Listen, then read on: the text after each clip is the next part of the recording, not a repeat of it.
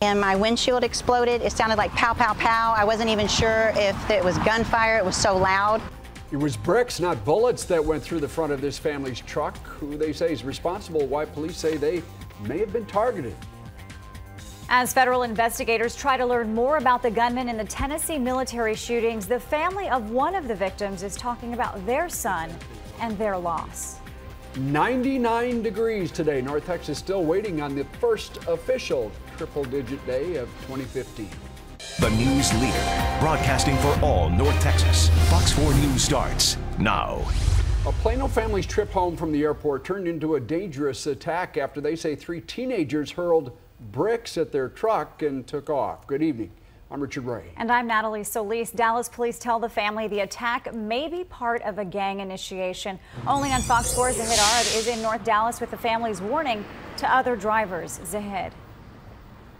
Well, Dallas police are looking for 3 teens ages 14 to 17 who they say maliciously targeted Kimberly and Kevin Rose. The mother and son were driving home from Love Field Friday night when suddenly they found themselves under attack by pieces of brick this big.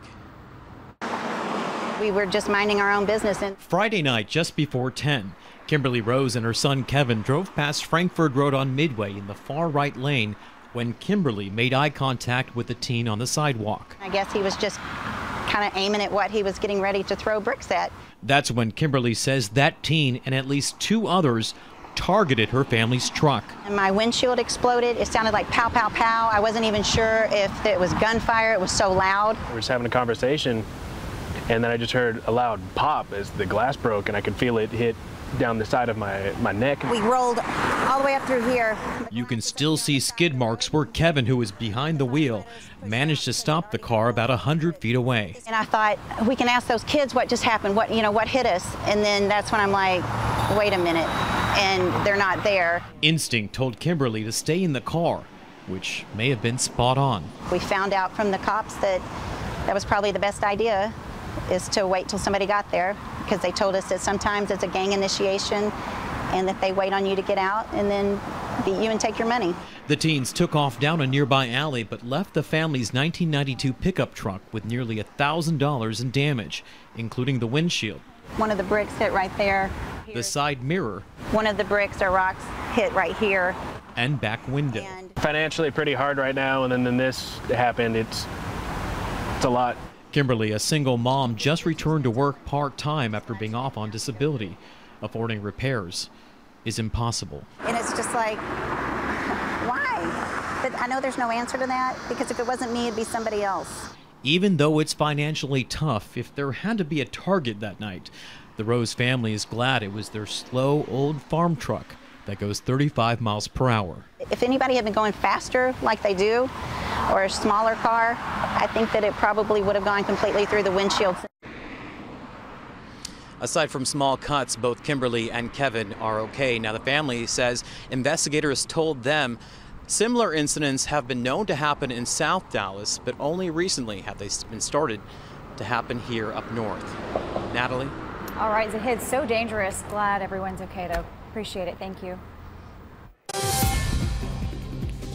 Well, we were close to triple digits today. A lot of folks asking, since it felt so hot this afternoon, did we finally reach the triple digit mark for the first time this year? The answer is no. We got up to 99, and you can see those temperatures have now started to cool off since the sun has set. We're down to 88 in Denton and Alliance, 87 in McKinney, 91 in Addison, 89 in Duncanville, and still 92 in Arlington. We back out a bit here to show you the rest of North Texas, and it's all 80s and low 90s at this point. And if you can believe it, it still feels like nearly triple digits in the Dallas area thanks to the humidity. We are still in the thick of this high pressure system that's keeping a lid on any convection, any clouds, any rain from forming here in North Texas. And of course, that's going to keep us very stagnant in this weather pattern. So what you're seeing today, it's going to be around for a while. So what are our chances of finally reaching the triple digit mark for the rest of the week? Of course, we're going to take a full look at that 7-day forecast coming up in just a couple of minutes. Thank you, Jen. Dallas County medical examiners have completed the autopsy of a 2-year-old girl who died after being left in a hot car by her parents Friday. Her cause of death will not be released until Monday at the earliest. The girl's parents say they left her in the car on accident after returning from a family outing. No charges have been filed against them at this point. Lance Corporal Skip Wells was one of 5 Marines killed in a shooting spree Thursday in Chattanooga. Tonight, his father is speaking about that attack to Fox reporter John Roberts. Skip has always wanted to be a part of the Marine Corps and help protect this country. A choked up Kip Wells speaking out on Sunday, remembering his son, Lance Corporal Skip Wells, who was killed during a series of shootings in Chattanooga on Thursday. And Skip had a big heart and he wanted to make a difference in the world. The military was in Wells' blood. His great-grandfather, grandfather, and father all served. It's kind of ironic. When I went to Desert Storm and liberated Kuwait, it just happened to be a Kuwaiti-born guy who took my son's life. The gunman, 24-year-old Mohammed Yusuf Abdulaziz, was killed by police. Law enforcement officials continued to dig into his background to figure out if the attacks were terrorist-inspired. Well, the FBI is currently doing a forensics examination on his computer, his cell phone, his travels to Jordan, which is right across the border from Syria. Meanwhile, the debate continues over arming workers at military recruiting centers. Indiana Governor Mike Pence signing an executive order to amp up security at all National Guard facilities across his state. As Commander-in-Chief, quite simply, I will not permit our citizen soldiers to remain unable to defend themselves and our citizens at facilities around the state. Lawmakers on Capitol Hill plan to introduce a bill as early as this week, allowing all military recruiters across the country to carry weapons. In Chattanooga, John Roberts, Fox News. The family of a Texas inmate found dead in her jail cell has ordered an independent autopsy. Texas prison officials say 28-year-old Sandra Bland hanged herself with a plastic bag last week. She was arrested earlier this month in Waller County during a traffic stop. Witness video shows only the last 2.5 minutes of her arrest. DPS says Bland became uncooperative and argumentative. Bland's family and friends say she was looking forward to a new job in Texas and would never take her own life. Her family and her church in Chicago have started a petition to call for a full federal investigation into her death. I think that when you say what has happened before an investigation has been completed, you're tainting the investigation. Thank you.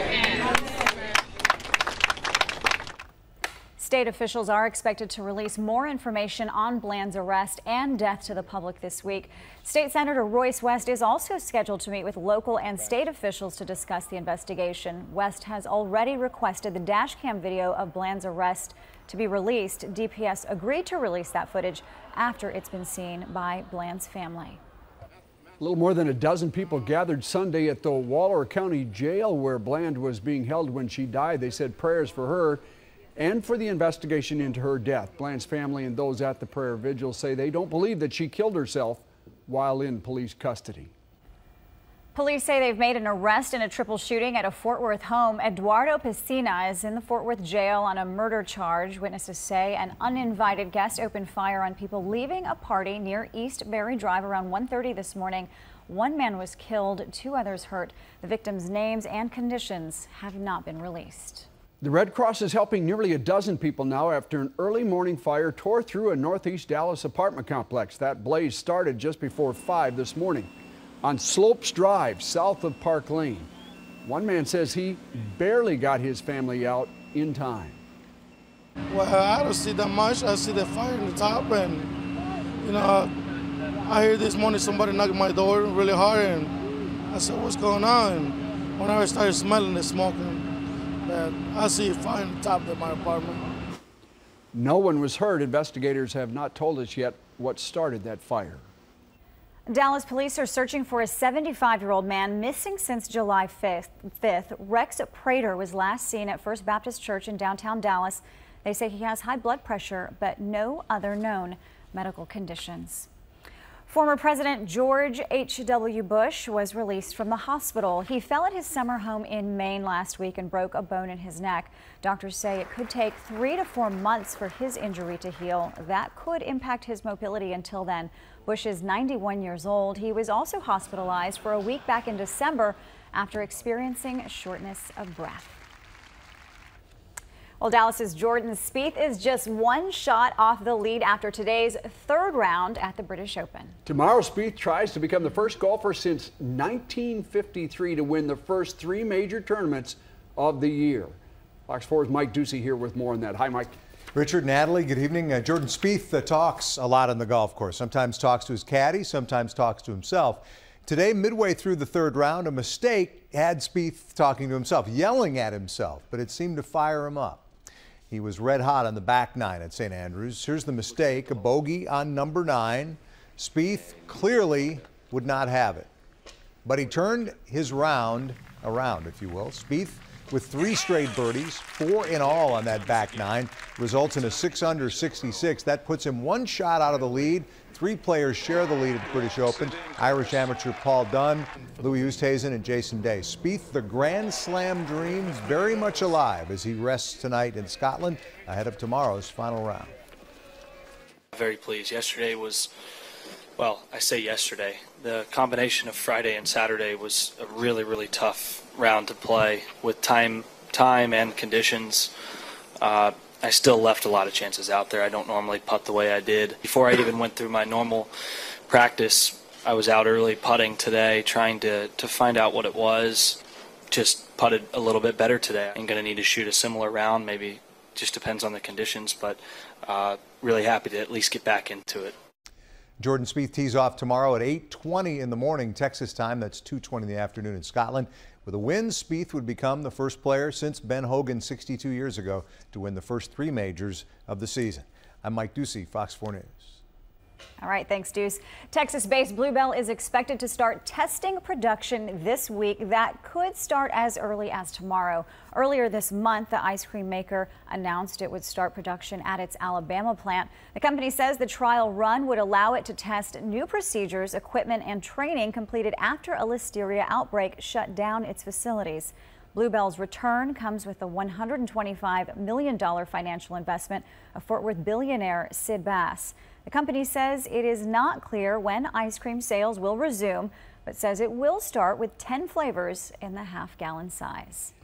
He's already run successful campaigns for U.S. Senate. Now, presidential candidate Bernie Sanders rallying for support in North Texas. What the Democrat had to say during his stop today in Dallas. Yes, we have diplomatic relations.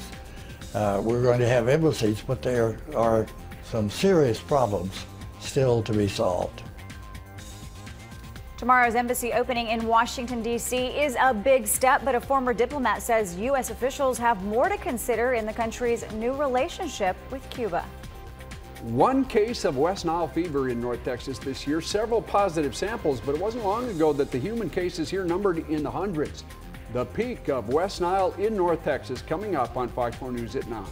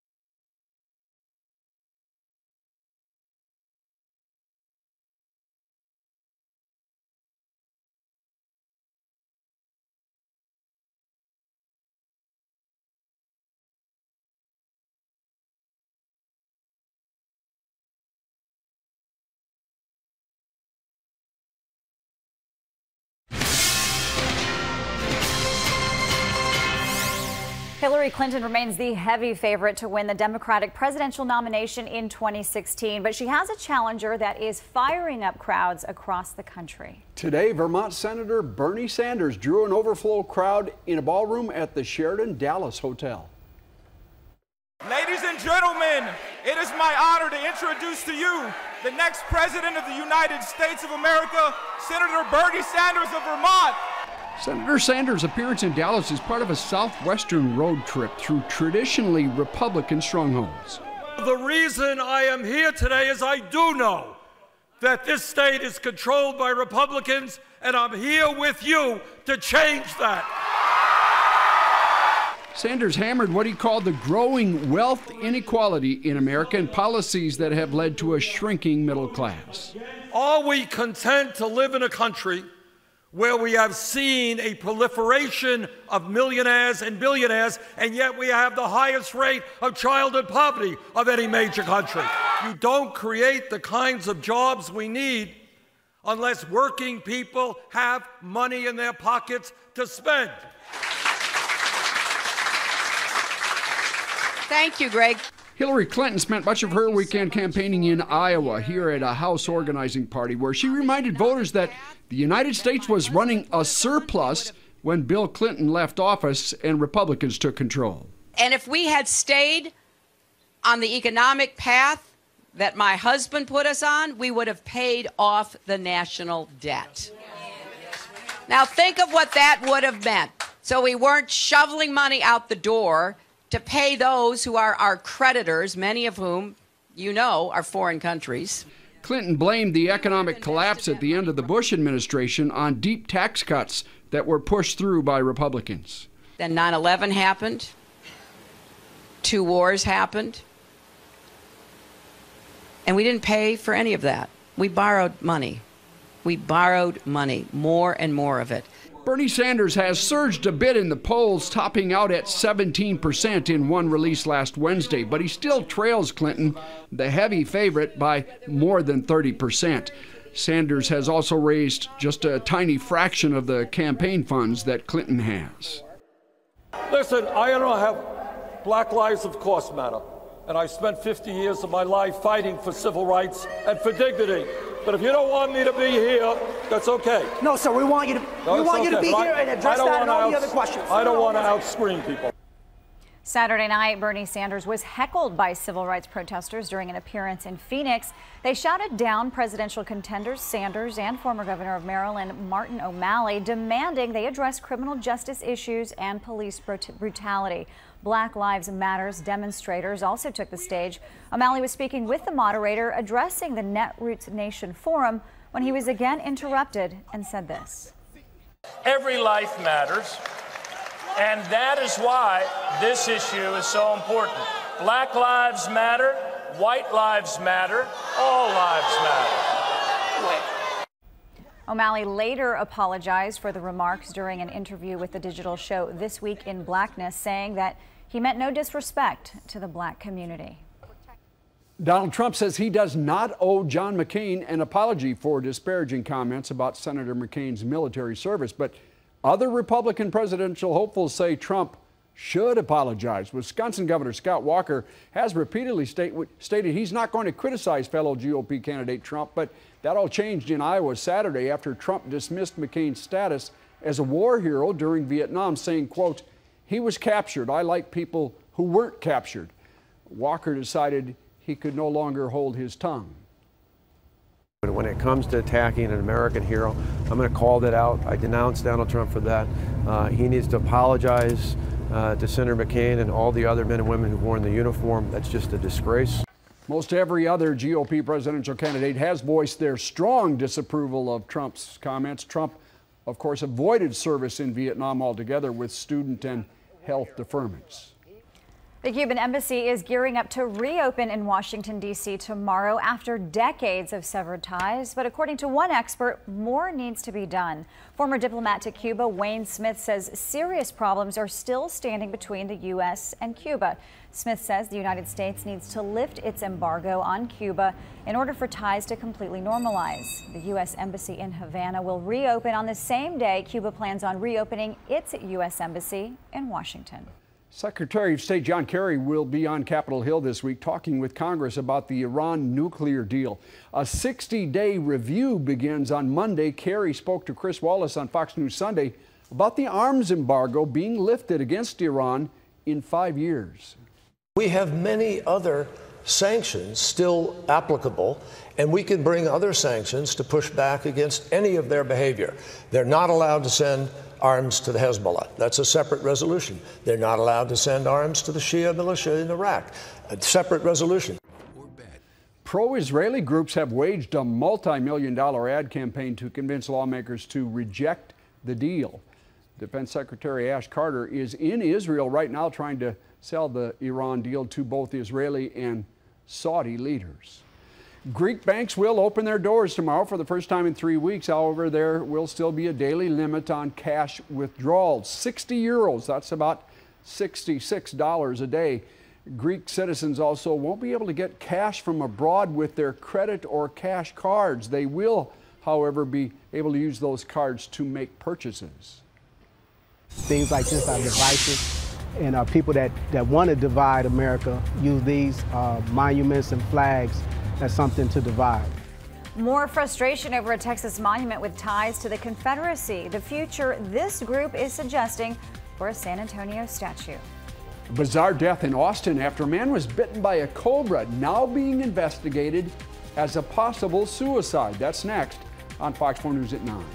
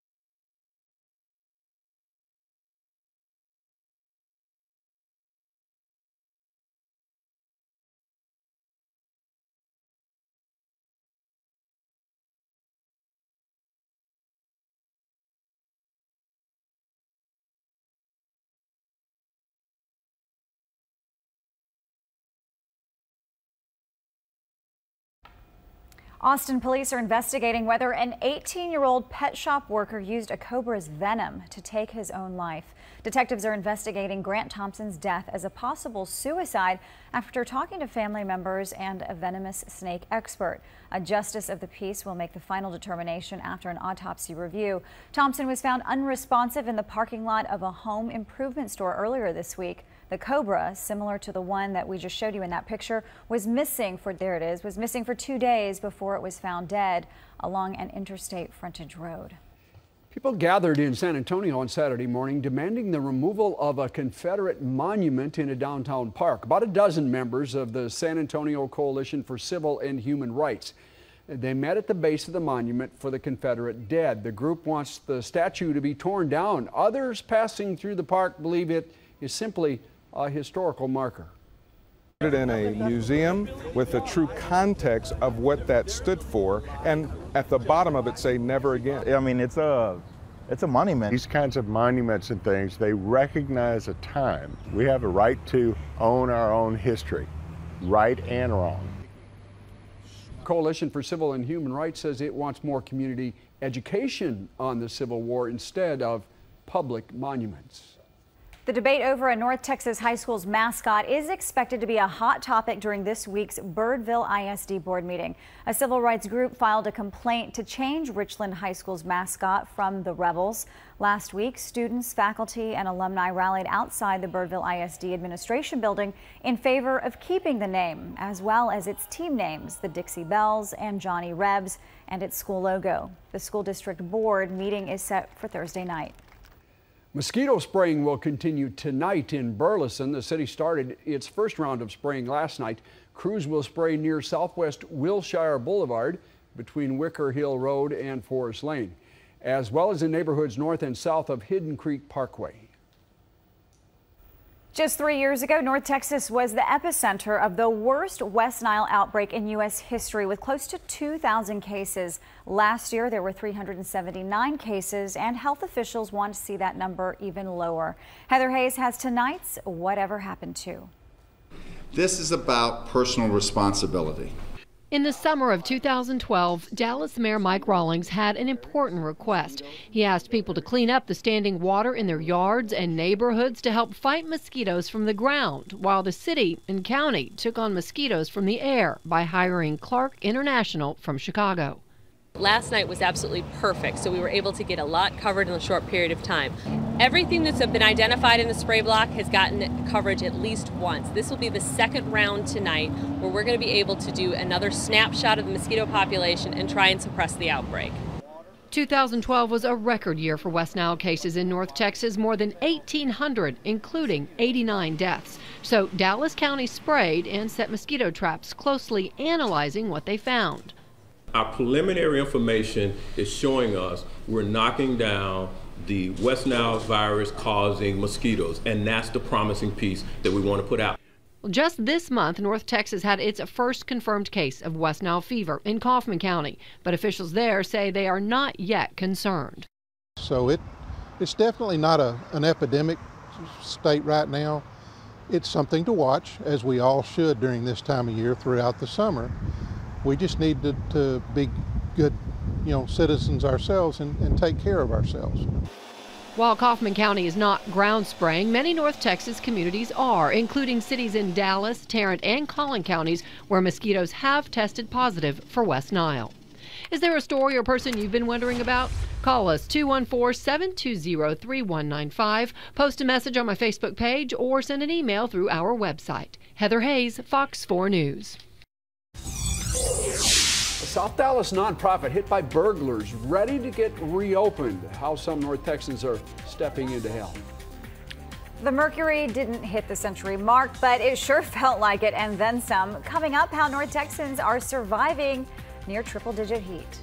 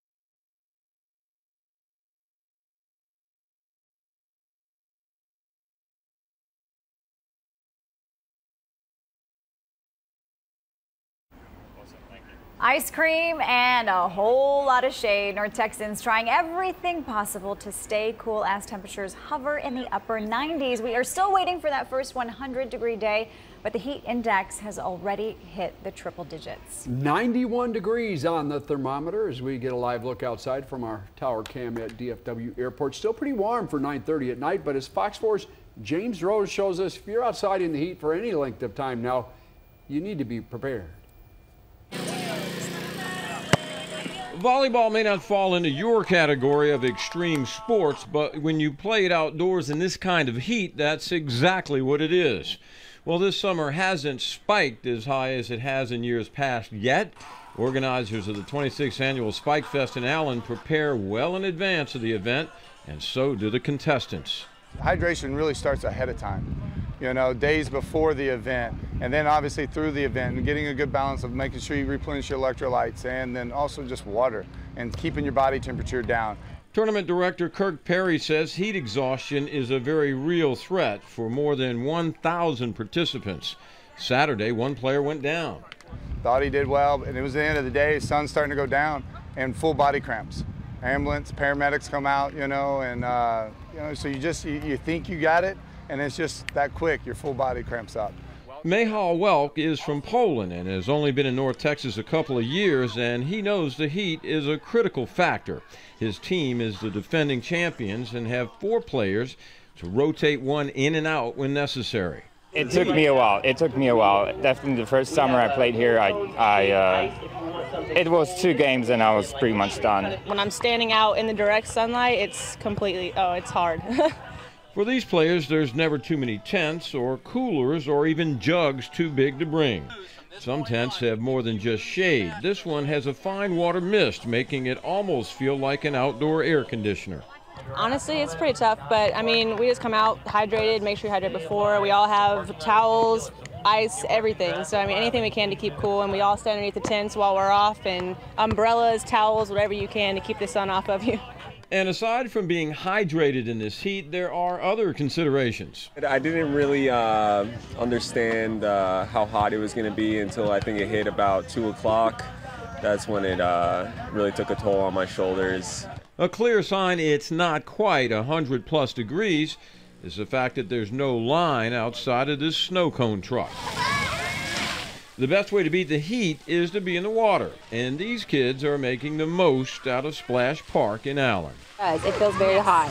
It's ridiculously hot. Without the water, it'd be miserable. James Rose, Fox 4 News.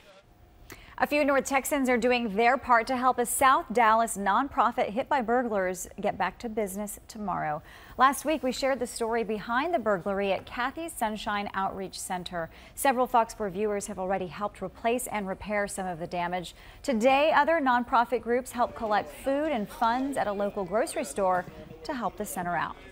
And we just felt the need to come out and to help her any way we can. And one thing we do, we teach our young people to learn how to give back and serve, and that's what we're here today. And we're just excited to be able to be there for someone else. Kathy's Sunshine Outreach Center serves free lunch to low-income kids and seniors. The center plans to reopen for business tomorrow. A proposal to bring a Muslim cemetery to Farmersville has stoked fear among some of the residents there. The Islamic Association of Collin County says it needs the cemetery because it faces a shortage of space to bury members. But some in Farmersville are actively trying to block the project. Town's mayor calls it the worries unwarranted, says the cemetery will be approved if it meets development standards. Residents affected by the severe storms and flooding earlier this year will be able to ask FEMA and state workers about assistance tomorrow in Denton. A recovery center will be opened this week at the Denton County Emergency Operations Center on Teasley Lane. On Monday, the center will be open from noon to 6 p.m. It will be open from 9 a.m. to 6 p.m. Tuesday through Saturday. The southbound President George Bush Turnpike entrance ramp from westbound I-30 will be closed tomorrow from 9 in the morning to 4 in the afternoon. Maintenance work on the roadway there. Message boards will be placed along the route to alert drivers of the closure. The heat is here to stay. We still haven't seen the triple-digit mark, but I think we'll hit it this week. A full look at a very warm forecast is coming up after the break. Bill Cosby has yet to be charged with a crime, but in newly released legal documents, he speaks candidly about multiple sexual encounters and how he hid them from his wife. Looking for a novel way for your kids to beat the Texas heat? Well, this week's Lone Star Adventure could be a great option.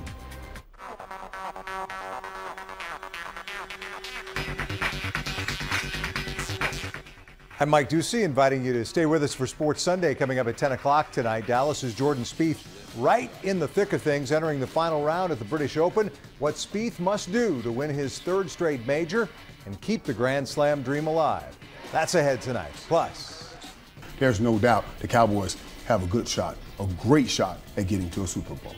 Hall of Famer Michael Irvin in studio with thoughts on the Dez deal, the dilemma at running back, and some personal thoughts on his son following in his footsteps and dealing with difficult times as well. That and the Rangers and Astros series concludes. Great pitching performance, and it does not come from a Ranger. We'll see you on Sports Sunday at 10.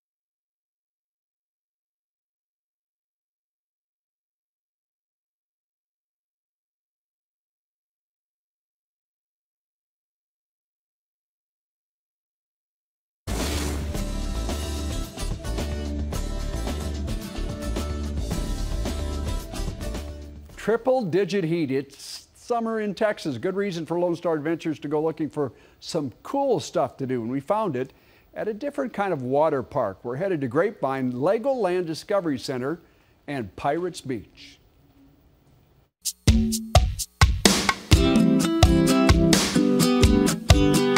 Legoland Discovery Center opened Pirate Beach for a few weeks late last summer, then again in May. It's designed to be a seasonal attraction that runs through October, a way to beat the Texas heat.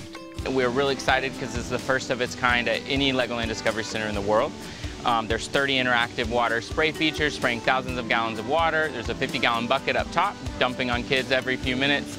And then interactive soft bricks that kids can build and play with, build whatever they want. So the whole idea is that Captain Redbeard's ship has crashed off the beach here. They've taken him and his band of pirates have taken the pieces from the ship and they've built this fort right here in Grapevine, right here on the beach. These are soft bricks. These are Lego pieces made big. They're rubber, so they're soft, they're easy to play with, they lock together. Kids, we have bases here on the ground. They can build sandcastles or whatever fun stuff they want to build. Andrea Lyman has 2 children, ages 4 and 8. Mom and the kids are all giving it thumbs up. We got here about 10 minutes to 11, and they haven't stopped running since we got here, so I think they like it. I think it's awesome. It's a great place to come cool off. Kids love water and they love Legos, so we thought it'd be a perfect combination to bring these two together. Texas is hot, and this is a nice, relaxing way to get outside and get wet. It's a blast. For more on Pirate Beach at Legoland Discovery Center, check it out on our website. You can find dozens of Lone Star adventures at fox4news.com. Click on News, find the Lone Star tab, bookmark, visit on it. That's the Lone Star Adventure for a little younger crowd than we It looks like a blast, though, and Yeah. perfect for this triple-digit heat that we have coming up here. Anything that you can do to either stay indoors or go outside and then stay cool is the way that people are really focusing on being outside right now, because it was hot this afternoon. We saw temperatures yet again near the triple-digit mark, and in some places we did even reach the century point. But right now, finally, temperatures starting to cool down bit by bit. We're back down to 92 in Arlington, 87 in McKinney, Fort Worth at 92. Dallas, you're sitting very comfortably at 93. Those southerly winds still peaking at about 10 to 15 miles an hour, just enough to make it a little bit more comfortable out there. Humidity starting to come up because the temperature is coming down, but the dew points held pretty strong at 67, which is the reason behind some of the higher heat indices that we saw this afternoon. Across the rest of the area, 80s, 90s, not surprising. Pretty much the same kind of cool down we saw at this time last night. Helping to keep us a little cooler too are the winds once again between 5 and 15. Those should decrease to about 8 to 12 as we go into the evening hours. Let's take a look at the big picture here when it comes to the United States. We've got a lot of systems causing issues all across the area. We had thunderstorm warnings in the Ohio Valley. We had a tornado warning in New York State earlier this afternoon, thanks to some storms moving through there. Then, of course, we have some monsoonal storms, and then we have some of the moisture that's filtering in here to Kansas and moving its way across the area. This is going to continue to push east, just clipping our area. Unfortunately, not going to see any moisture from that system here in North Texas. It'll be just across the Red River, almost within reach, but it won't quite make it here. Looking at the highs today, we got up to 99 at DFW for the second day in a row. You can see there 97 in Terrell, 96 in Gainesville, 96 in Bridgeport, and 99 in Cleburne. By the way, we saw highs reaching up to 100 degrees in the Fort Worth area as well today. So not at the official area that we take the temperature at DFW, but still getting up there today. Okay, so what happens this evening? We get towards just after midnight, temperatures back down to 87 degrees. Tomorrow morning, once again, the coolest time of the day will be between 6:30 a.m. and 8:30 a.m. We'll be in the upper 70s and low 80s. A nice warm up tomorrow afternoon, back into the mid 90s by lunchtime, and then of course near that triple-digit mark as we go into the evening. See that storm I was talking about that's going to clip us just to the north? You can see it there by 5:30 p.m., though it stays in Oklahoma as we go into the evening. Now, what about tomorrow's forecast? We're keeping it hot, folks. 100 degrees is what we're forecasting. I think we'll get it tomorrow. I mean, third time's the charm. You got to think that. Lots of sunshine, though, very few clouds in the sky, and of course for the next 5 days. If we don't hit that triple-digit mark tomorrow, we have plenty of chances over the next few days. 100 on Tuesday, 99 on Wednesday, and how about 101 on Friday? If that's not warm enough for you, we've got more triples in the 7-day forecast. 102 is the warm one on Sunday, so of course next weekend. Can't stress this enough. Make sure you're staying cool. 101 Saturday, and once again 102 on Sunday. Only one day not being in the triple digits if we stay true to the forecast, and that's on Wednesday as we have a few more clouds pushing into the area. But hey, it's that time of year. No big surprise. Easiest forecast ever. Thanks, Jen. A shark goes on the attack on live television. How one champion surfer gets the upper hand. That is coming up on Fox 4 News at 9.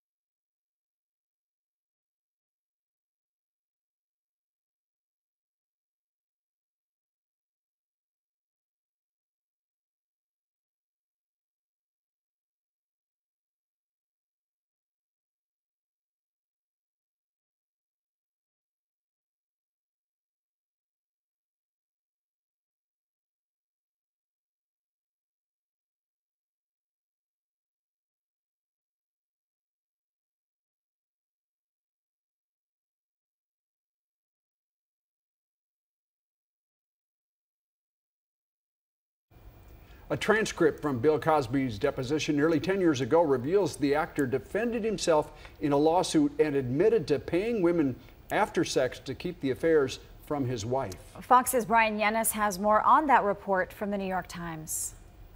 The New York Times exclusively obtaining a 1,000-page transcript from Bill Cosby's deposition from 2005 and 2006. In it, he candidly defends himself in a lawsuit filed by this woman, Andrea Constant, a former Temple University employee who alleges he drugged and molested her one night at his Pennsylvania home in the early 2000s.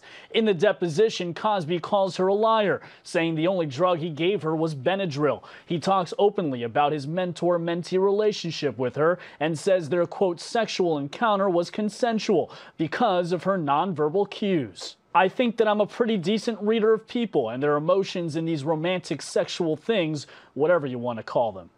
Cosby went on to talk about having what he called sexual rendezvous with at least 5 other women, though he says he stopped short of sexual intercourse with women because he didn't want them to, quote, succumb to more romance. He admits using powerful sedative drugs called quaaludes to lure women for sex, insisting, though, they all knew about it. Cosby went at length to keep these women quiet, paying them through his agent, even offering to write a personal check for Constant's education, all behind his wife Camille's back. My wife would not know it was because Andrea and I had had sex, and that Andrea was now very, very upset and that she decided that she would like to go to school or whatever it is.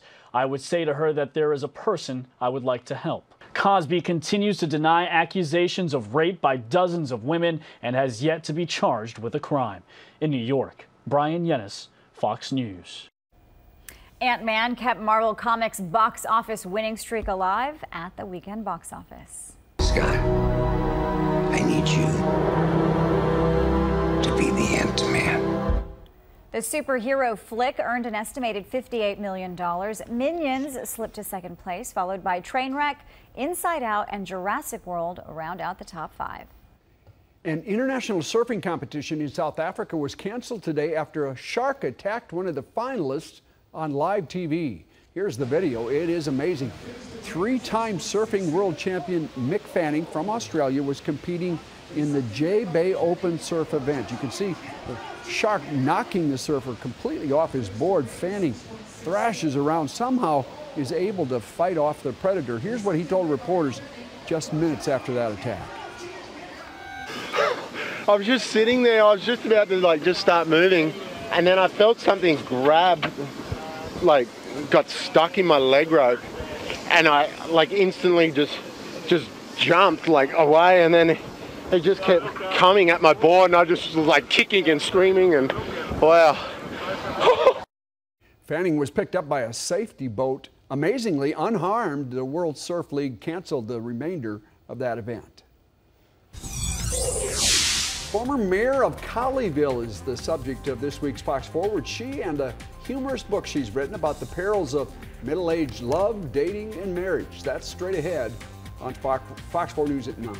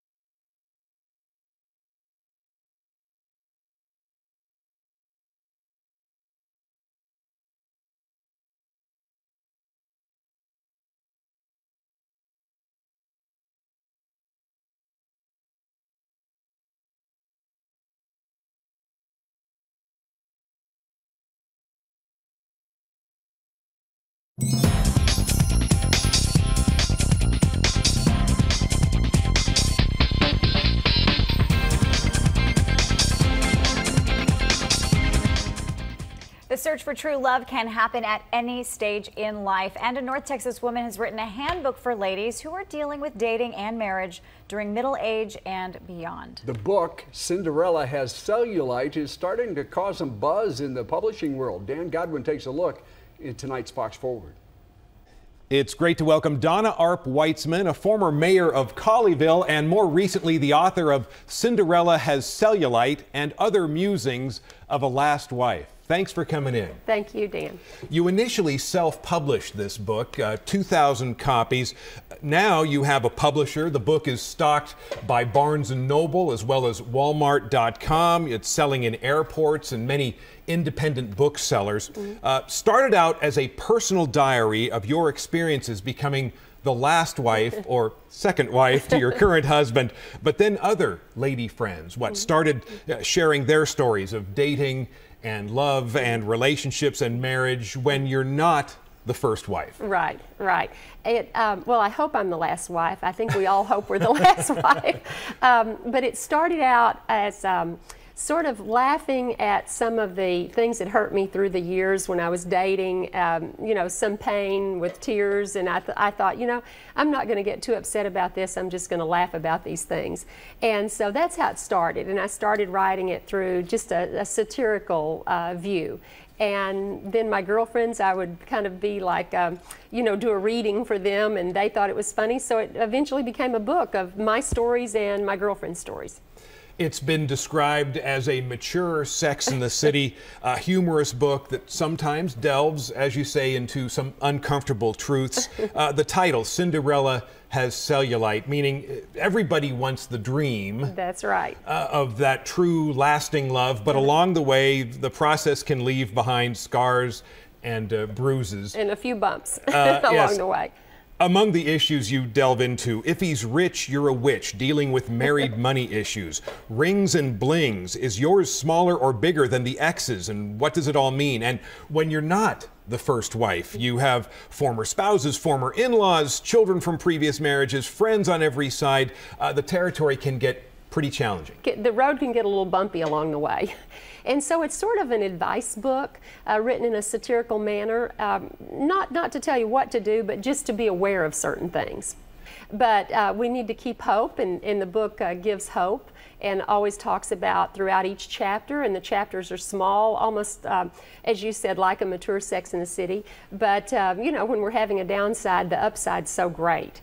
And so we have to keep remembering that. Donna Arp Weitzman, the book Cinderella Has Cellulite, available at Amazon and Barnes & Noble and lots of other places. Thanks again. Thank you, Dan. Michael Irvin stopped by the studio to share his thoughts on Des Bryant and the Cowboys' upcoming season. Sports Sunday with Mike Ducey is next.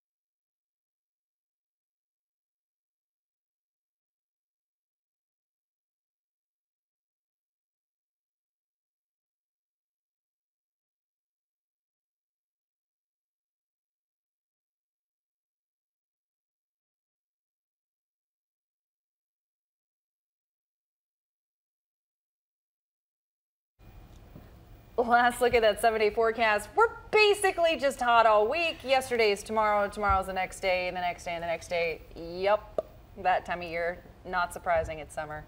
There it is, 100 degrees. All right, tomorrow morning on Good Day, we're checking out the Solar Car Challenge at Texas Motor Speedway, featuring high schools from across the country, including several here in North Texas, plus an interview with the bands Earth, Wind & Fire, all right, and Chicago, before their concert this week in Dallas, and cooking with Chef John Thompson of Sugar Bacon Proper Kitchen. Get your Good Day started right here, 4:30 to 9, only on Fox 4. All right, Jen, thanks for joining us. Nice to have you. Nice to be here. Thanks again, guys. Come back anytime. Oh, I will. Absolutely. Have a fantastic week, everyone. And stay right there. Sports Sunday is up next. Stay cool. The following Fox 4 Sports presentation is brought to you by Clay Cooley Automotive.